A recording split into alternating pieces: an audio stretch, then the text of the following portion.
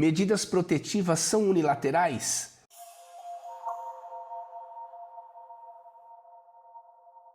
Sejam bem-vindos ao canal Lei Maria da Penha em Foco, sou Júlio Konkowski e no vídeo de hoje abordo essa questão. Fique até o final e vamos discutir o que são medidas protetivas unilaterais. Então vamos ao tema. Então as medidas protetivas, a grande pergunta que fazem é geralmente a seguinte: as medidas protetivas são baseadas apenas e exclusivamente na palavra da mulher que se diz vítima? Sim, geralmente sim. E por que isso? A Lei Maria da Penha, como nós sabemos, é um instrumento de proteção a toda e qualquer mulher vulnerável que é vítima de violência doméstica e familiar. E as medidas protetivas são instrumentos de proteção, são matérias de proteção que dão cumprimento a uma política pública afirmativa prevista em tratados internacionais e na própria legislação e na Constituição Federal. Ocorre que o que leva a legislação, principalmente as medidas protetivas, a conferir maior credibilidade à palavra da mulher que se diz vítima de violência doméstica é o fator histórico e é o fator também necessário à proteção, com base no princípio da precaução. Na dúvida, deve-se proteger a mulher que alega ser vítima de violência doméstica. Então aqui não há nada a ser reparado. Então, obviamente, em razão de uma história toda em que as mulheres são geralmente vítimas de violência doméstica com mais frequência, né, do que os homens, e que também as medidas, melhor dizendo, a violência doméstica, ela acontece geralmente no ambiente privado, entre quatro paredes, apesar de terem já estudos desmentindo essa máxima, né, dizendo que não, geralmente a violência doméstica acontece em ambiente público, com testemunhas, enfim, mas ainda não podemos deixar de reconhecer a importância das medidas protetivas e da Lei Maria da Penha. Lembrando que o nosso canal, nós não defendemos a revogação da Lei Maria da Penha. É um importante instituto de proteção.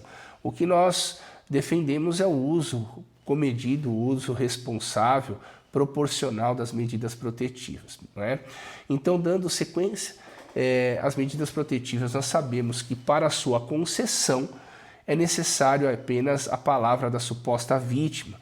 E até porque, como se trata de um instrumento de proteção, não faria sentido a vítima solicitar e apresentar provas para que obtivesse aí as proteções. Então, com base na sua declaração, em toda a história, né, da violência doméstica, por política criminal, entendeu-se necessário a palavra da suposta vítima no momento da concessão das protetivas. Guardem esse nome, concessão.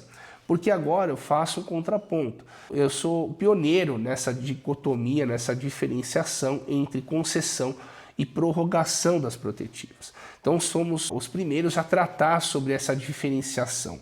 Não há semelhança entre conceder e prorrogar. Há sim algo diferente entre esses dois termos.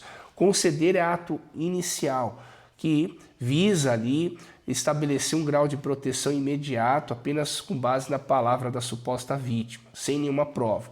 Diferentemente a concessão, que é aquela prorrogação, né, que é feita em favor da suposta vítima e que aqui sim, na prorrogação, exige um grau de prova muito maior do que aquela que levou o juiz a conceder inicialmente as protetivas.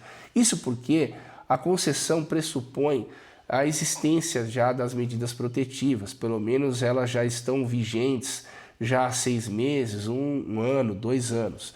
E nesse caso, a suposta vítima que pede a prorrogação das medidas protetivas já teve tempo suficiente de levantar todas as informações, provas, evidências, ainda mais na era da tecnologia, onde cada pessoa já tem um smartphone que pode gravar com facilidade, registrar todos os acontecimentos em áudio e vídeo. Então fica muito mais simples e prático você apresentar provas de que o risco ainda persiste e por essa razão as protetivas podem ser prorrogadas. Então, diferentemente da concessão, em que essas provas são muito mais difíceis de serem levantadas.